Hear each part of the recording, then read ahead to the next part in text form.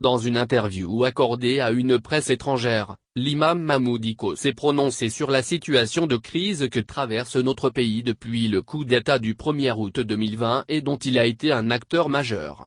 Cela, après un long moment de silence.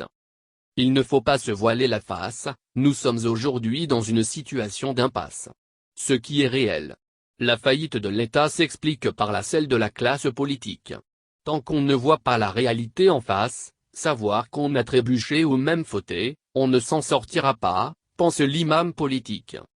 Pour le parrain de l'ACMA, les gens préfèrent se mettre derrière un imam pour faire tomber un régime, mais ils pensent que se mettre derrière un imam pour construire un pays, cela va les diminuer.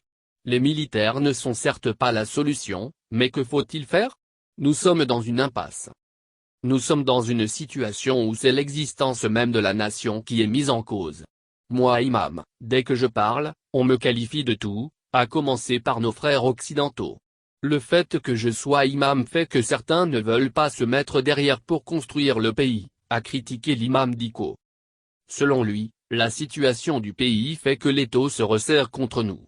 Le pays s'effrite de jour en jour. Quand je parle, les médias occidentaux et tous les autres disent l'imam, l'imam, l'imam. Quand je ferme la bouche, on dit que l'imam ne dit rien. Où est-il passé? Je ne sais pas ce qu'il faut faire, se lamente l'homme fort de Badalabougou. Donner l'impression que c'est les autres qui doivent nous faire sortir de ce problème, c'est ça l'erreur.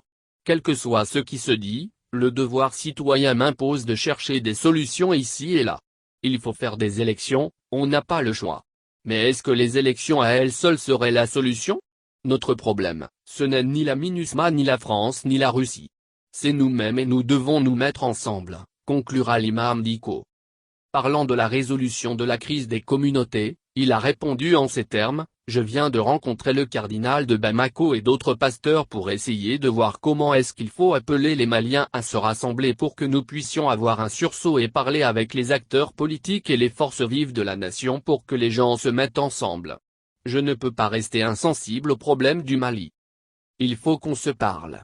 Mais parler ne veut pas dire aller parler à ceux qui ont des armes seulement.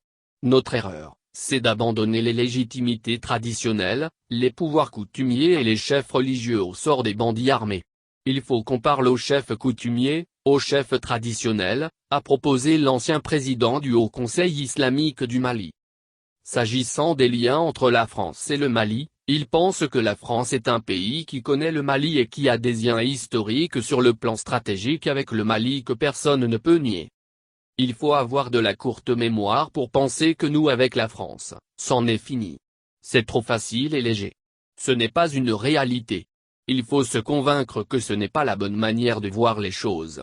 La France est un allié stratégique et historique avec laquelle nous devrons partager beaucoup de choses. C'est l'histoire qui a voulu que ça soit ainsi, a-t-il clarifié.